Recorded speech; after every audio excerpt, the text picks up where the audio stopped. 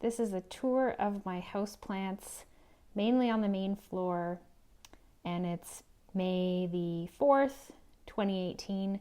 So this is the foyer. We've got a whole bunch of plants. I'll start with on the bottom here on the floor. These are kind of temporary locations for them, mainly because I want to do a better setup here. I did that DIY plant stand back there, so you see the empty pot, and it's got the mid-century modern plant stand that it's sitting on. So I'm just waiting to get something sort of tall, probably like a tall Sansevieria or something that's sort of very upright and doesn't have a lot of lateral growth to put there. But basically I've got the Monstera here. This is actually 3 cuttings that I rooted from a plant that I had last year that ended up having thrips, and it was just easier to take the cuttings and root them and compost or toss the soil. I also have here a lime green fern. I have this calathea with the pink stripes. The name escapes me right now. I've got a peace lily here, and I also have a lime green philodendron. Again, variety I'm not sure of, but these were all bought at Valley View, with the exception of the Monstera. There's a couple of new pots here that I bought at HomeSense, so they will eventually have some plants in them. I find that the 6-inch pots are hard to accommodate in these sort of decorative pots, so I need some that have more wider openings, because I find that the ceramic pots just aren't the right size for most plants. Anyways, here I have a ZZ plant. This was from IKEA, and this was my very first orchid, my Phalaenopsis orchid, so it is blooming for the 2nd time now, and it had a setback earlier on last year. Most of the roots died off, so I rehabbed it, rehabilitated it in the clay pebbles from IKEA, and from my experience that seems to promote a lot of root growth, so it seems to have benefited from me repotting it in that new media. Anyways, above here, let's see if I can show you. This is one of the macrame plant hangers that I made, and there's currently a little small spider plant that's growing.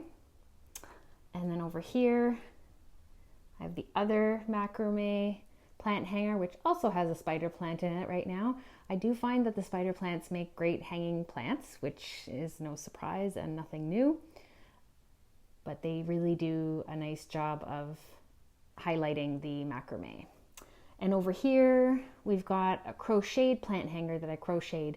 It's a pattern from Red Heart yarn that you can find on their website, and so that's also hanging from a hanger in this part of the living room. So this one corner here has plant stands, mostly from IKEA, with the exception of the one at the back, which is vintage. So these are a variety of calathea here. The one at the back, I'm not sure what it's called, but it is a calathea, and it's in the midst of its dieback. It seems to rejuvenate itself, but it looks unsightly for a while as the old leaves die off and new growth begins at the base again. This is the Calathea zebrina, which I've tried to keep as humid as possible, but it's hard in the winter time. But I've been misting it, as with the Calathea orbifolia as well, and trying to keep it as humid as the conditions as humid as possible. There's this fern here, which again, the variety escapes me, but it's the smaller, finer leaves. And this is a Boston fern that I repotted. This Boston fern has survived many, many, many, many years. It survived the ice storm with 8 days of no power, and it obviously suffered as a result, but it's still with me, and that's a bonus, as is this Christmas cactus. And this is probably one of the oldest plants that I have. It's almost 20 years old, I think.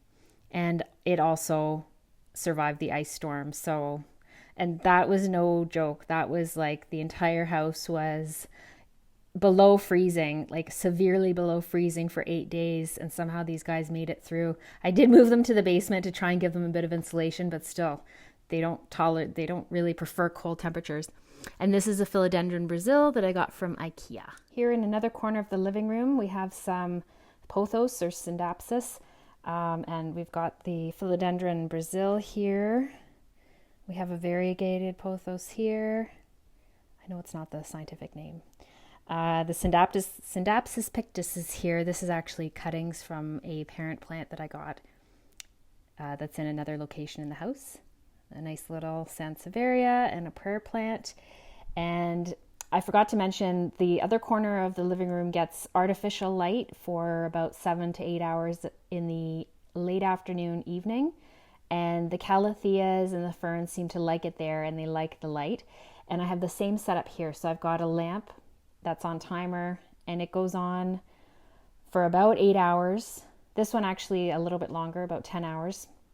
And for both of the lamps, I have the fluorescent full spectrum bulbs. So it's the GE Reveal bulbs. I find that they actually do way better than the LED bulbs in promoting plant growth. I feel like any kind of plant that's like suffering, if I put it under one of these lights, it seems to come back to life and thrive.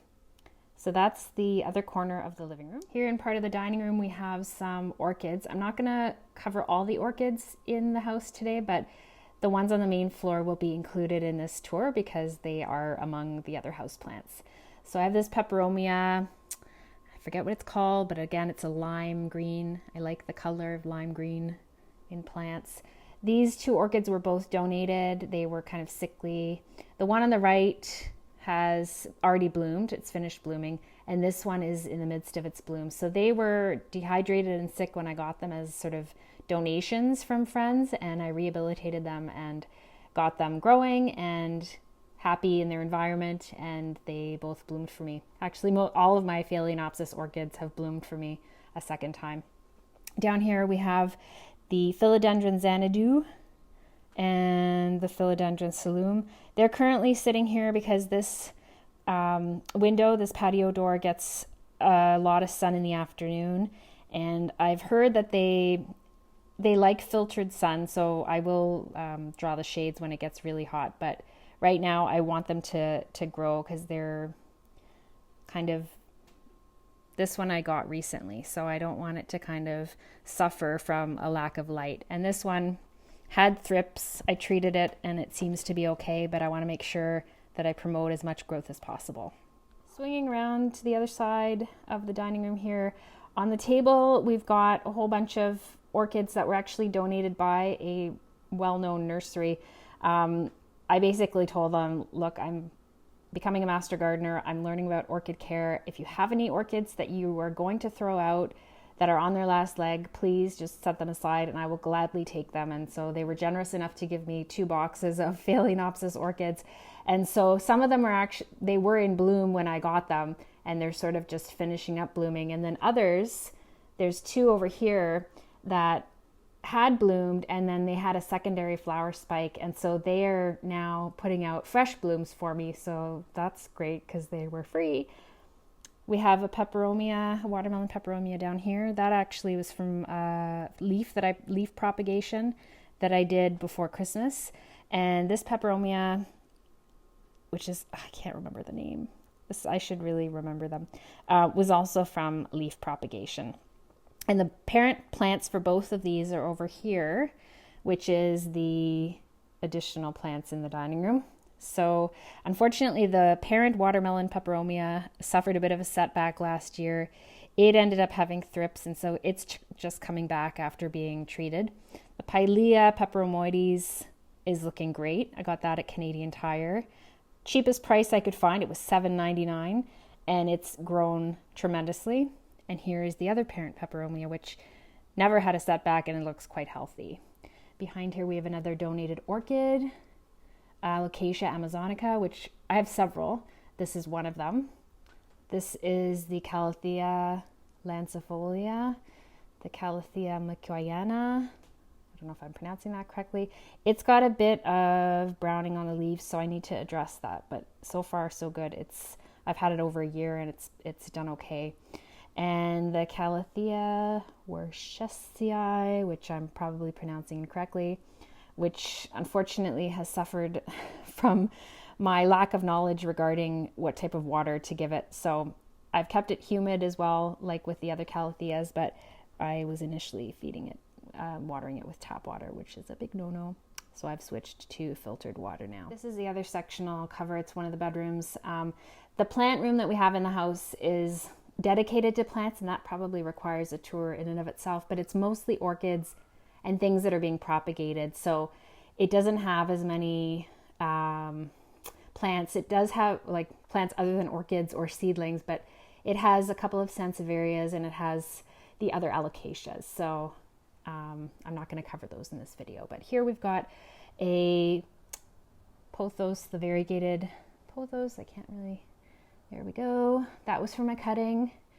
This is a donated Phalaenopsis orchid. The sansevieria here. Sorry for the backlit video. Another orchid. And this is the Syndapsis pictus that I've basically taken all other cuttings from because it's quite large. It was a nice healthy specimen that I got from Sheridan Nurseries. So that's it for the plant tour. Thanks for watching. Happy growing. It's finally springtime.